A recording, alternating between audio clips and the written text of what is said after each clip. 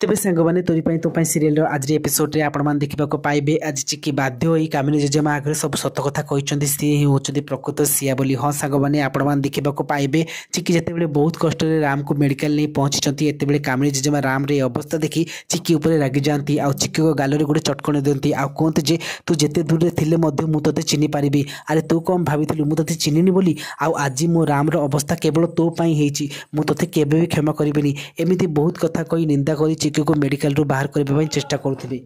चिकी आज कामिनी जेजेमा आगे कहते रही जाओ आई मुही हूँ तुम श्रिया आ तमें मो आई एक शुणी कामिनी जेजेमा परिवार लोक आश्चर्य पड़ती।